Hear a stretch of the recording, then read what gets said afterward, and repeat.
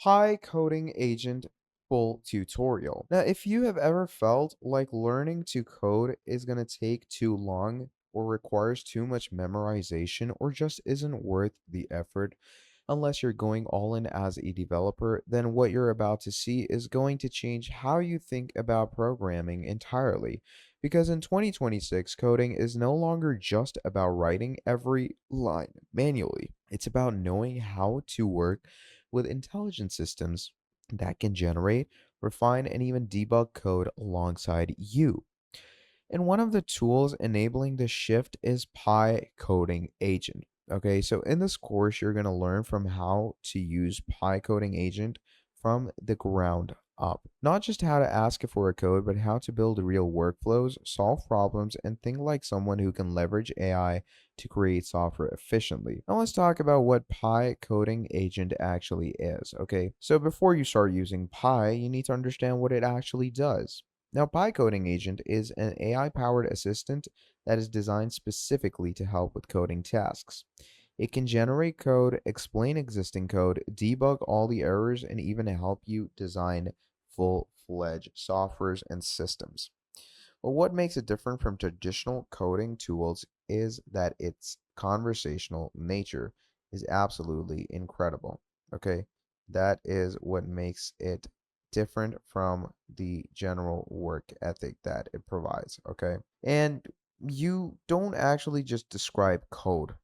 You go ahead and tell it what you want, and the agent helps you build it. Okay, that is how cool it is. So to begin using Pi for yourself, what you're going to do is you're going to come to pi.dev, and over here, as you can see, they give you the four options over here to install it. But if you're a newbie, you probably can't tell what this is. You probably are having a hard time knowing, hey, what is this? Like, what do I do about this? Don't worry, I'm going to be explaining everything, and everything shall be stated in time. So here you can see it says Pi is a minimal terminal coding harness. Okay. When it says terminal coding harness, basically what it means is that it's an MCP that works inside of your desktop or PC, and it can go ahead and work in your whole terminal. Okay, it gets integrated in your terminal as so. Then as we scroll down, you can change everything as you go on, and there's proper context engineering. Okay, and you can also find it on GitHub or other places that you want to for yourself. Then obviously on their website, there's the whole doc section where you can get the latest news about Pi as you go on. So here you can see this is how you can install Pi with npm. Okay, how you can quick start it and how you can run it in a project directory. And as you go on, how you use Pi, how you quick start it, all of that, and the other keywords have been mentioned over here. Then there's packages, okay? So these are different prompt templates and packages that have been provided to you, and these are kind of the, connectors or skills that you can have when it comes to using Pi, okay?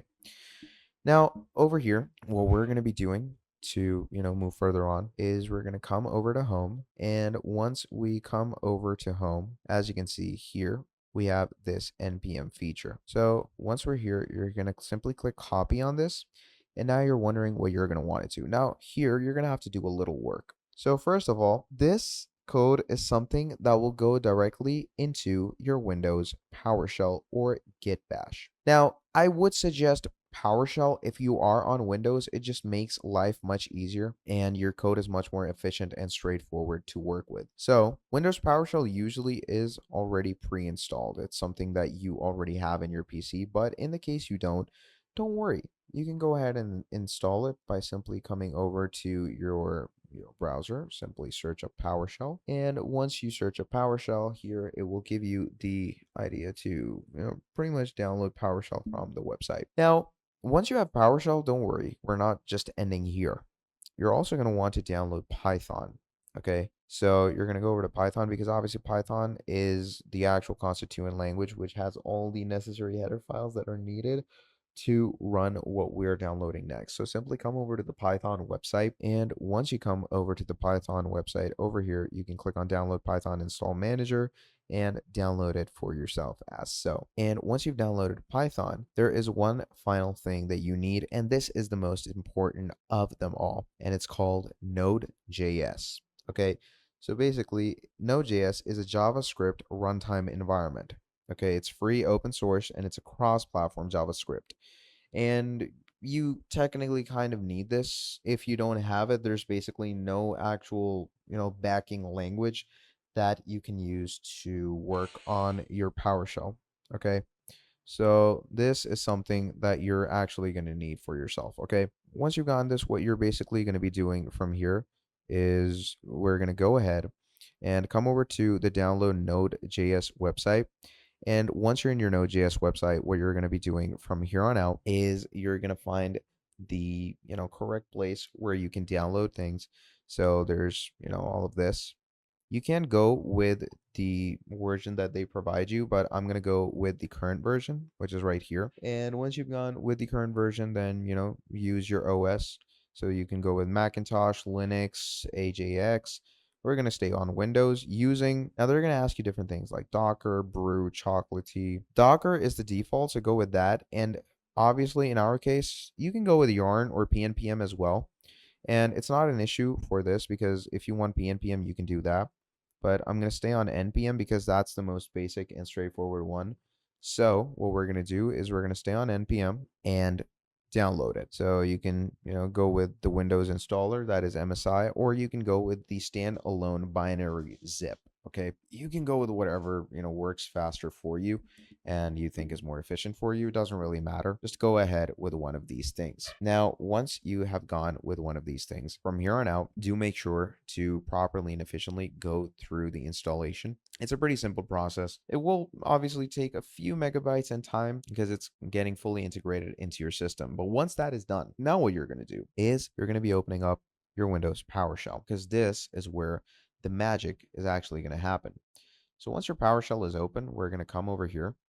I'm going to copy this, come to your PowerShell, and you're simply going to go ahead and paste it. Now, once you've done that, if your NPM isn't yellow, then it won't work. And just to check for, working purposes, write npm dash dash in your right version.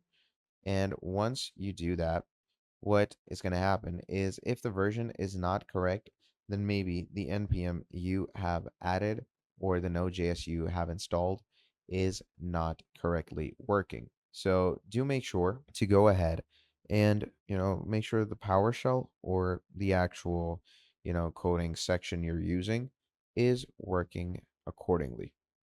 And also do make sure that the PowerShell that you have is, the new cross-platform because without the actual cross-platform working, in some cases, you might not be able to add in your general work of NPM and general agent py coding. So once everything has been solidified and you've made everything sure that everything works, just finally do one thing and make sure that you have Node.js because that is one of the most important aspects. So what we're going to be doing is simply come over here, choose whatever version is best for you. From here, go ahead and install it. Once you install it, as you can see, the driver is going to get installed over here. Pretty simple. And of course, these are the elementals. Okay, without these, there is no coding, there is no Pi because you will not be able to integrate it. And trust me, these are the most, straightforward and, use-worthy things because without them, you will not be able to create anything. So once this is done, what you're going to do is you're going to open up the Node.js.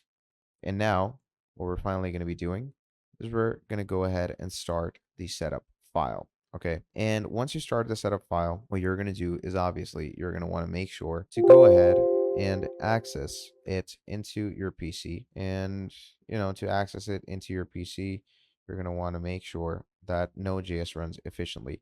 And as you can see, here is Node.js. And once Node.js has been pretty straightforwardly installed in our PC, from there on out, what you can do is you can work with things accordingly, add things, that's your general Node.js working. So now we can see that Node.js has been successfully installed. Do make sure to extract the whole folder to your PC just to give your PC a clear idea on the Node.js working. Okay. So we're going to come here, we're going to extract the whole node file in this section. Now, once the node file has been installed, it is going to be present right here on the left-hand side. You're obviously going to want to make sure until all the, files have been parsed. Once the files are parsed, we're going to come here to our node. You're going to open up the files. And once you're here, you have all the node modules in front of you. So from here on out, just go ahead and open up the node application. And obviously here are your npm files that you can pretty easily and simply use. And once we run that up, as you can see, here we are. So you can go ahead and work with Node accordingly for yourself. But, disregarding all of that, what we're going to do is we're going to open up our PowerShell.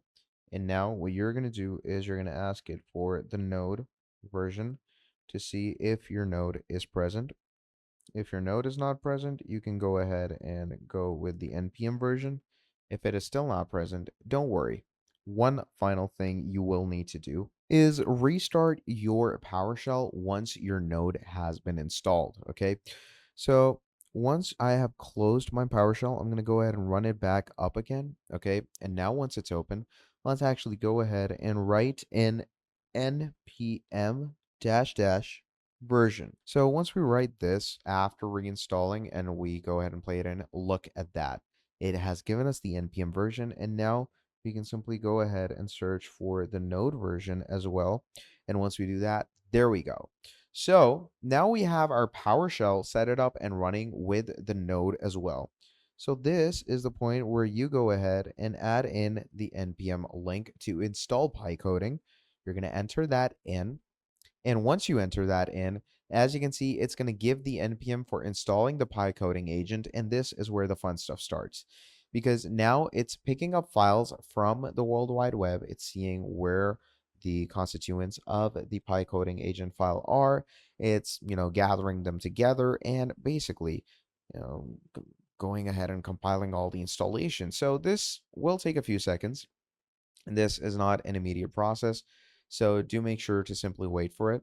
It's going to take its time. So you're going to let it take its time. And once this is done, it says that npm warn deprecated, no DOM accepting. Now, don't worry when you see this message. It has not canceled the installation. It was just a basic disclaimer that they give you. Over here, as you can see, the clock is spinning, which means that it is installing. So you're simply going to wait for this process to load in. It shouldn't take you insanely long. Like, it generally takes pretty quick. So we're simply going to slow it down and wait for it. And now, as you can see, it says 34 packages are looking for funding, run npm for details. Okay. So right here, as you can see, added 255 packages in 1 minute. New minor version of npm available, etc., etc. So everything is good to go. So now what you can do is you can simply write py. And once we write in py, after everything is installed, you're simply going to wait for it to run things in. And now, as you can see, py is downloading. Okay. So once you've done that, fd not found, downloading, rigrep not found, downloading, rigrep installed. And once everything is installed and good to go, as you can see, we are clearly loaded in, and it says Pi can explain its own features and look up its stock. Ask it how to use or extend Pi. So it's going to say no models are available. Use login to log into a provider via authorization or API key. So you can go ahead and log things in, or you can pretty much go ahead and start working over here. So let's say you can start with, hi, how are you? Okay. Now, in our case, it says no API key found for the selected model. Okay. So in that case, to set it up, you're going to go ahead and write in login. And once you do that, there are two options. Either use a subscription. And once you go to use a subscription, you can go ahead and use any of these subscriptions from one of these. So there's the Anthropic, there's the ChatGPT Plus or Pro, and then there's the GitHub. Now I have Claude Pro, so I'm simply going to go ahead with that. That says complete login in your browser. If the browser is on another machine, paste the final redirect URL over here. Okay, so paste redirect URL below or complete login in browser. So what we're going to do is we're going to complete the login in the browser. So what you simply do is just copy this text over here. So I'm going to copy that. Okay, and what you're going to do from there on out is basically open it up. Okay, subscription, we have Claude Code. And right here, once everything is copied, you're going to come over to your browser, go to new tab. This is where we're going to paste the session where they've asked us to log us in, which is basically the authorization that, our I needs with our Claude through the server, where it basically asks what's up, what's going on, etc. So as you can see, Claude Code would like to connect to your Claude Chat account. So of course, I'm going to go ahead and click on authorize.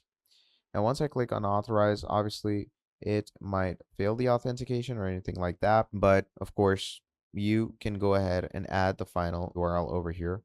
So to, pretty much get the final URL, you're simply going to go ahead, click on control. And once you've clicked on control, you can pretty much go ahead and open the URL. Now, once you've done all of that, as you can see, Claude is going to go ahead and get connected to this. And now you can go ahead and start talking. So, hi, how are you? You're going to go ahead and add that. And it's going to go ahead and start talking in. Okay. Now, in some cases, it says third-party apps now draw from your extra use it, not your plan limits. Okay. So you could go ahead and add more of those settings at your Claude and improve. Okay. And as once you go on, what happens from there is you can start coding from here. Now, what you can do is you can also use different models for yourself if you want to. Like, let's say I can remove Claude from here. Okay. And in my case, we have Claude. And once Claude is logged out, you can simply use any other model that you have. Okay, add it here. And once you add it here, from there on out, you can start working with the coding capabilities as you go on. From there, you can do things like writing your first program, debugging and fixing errors, understanding and explaining different types of code, building projects with different AIs, creating workflows and systems, advanced prompting for coding, and a whole lot more. And all these things are done in a jiffy. Like the whole work process is so streamlined and so fun because, first of all, it's directly in your whole PowerShell terminal. And of course, once you connect a proper API, like, there's Gemini, there's ChatGPT, then there is the Claude example. But in all of them, obviously, you do want to make sure that you have the proper usage. So having the consistent proper usage for yourself is obviously going to be much more, you could say, streamlined, and it could be much more better for a user like you.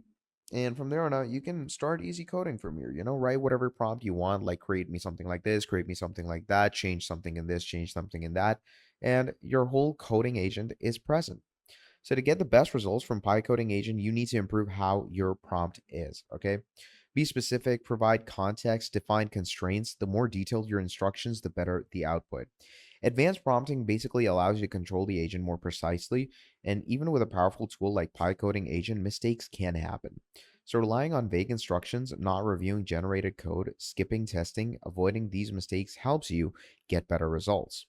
So once you go through with all of that, everything is much more streamlined, better, and efficient. So at this point, you have gone from actually understanding all these things from what Pi is to how actually you download it, what components you need, like Node.js and PowerShell, and how you can go ahead and set it up on your PowerShell in the easiest way through Node or NPM. Okay. And once you've done that, you can see how to use it for coding, debugging, learning, and building projects. Now, the difference between a beginner and a pro is how effectively you use the tool. And now you have that full foundation. So if you apply what you've learned in this, you will be able to build and understand code much faster than traditional methods because the future of coding is not just writing, it's collaborating with AI tools. Now, if you found this tutorial helpful, please do make sure to drop down a like, subscribe to the channel, and I'm going to be seeing all of you in the very next video. Have a great day. I'll see you next time. Goodbye.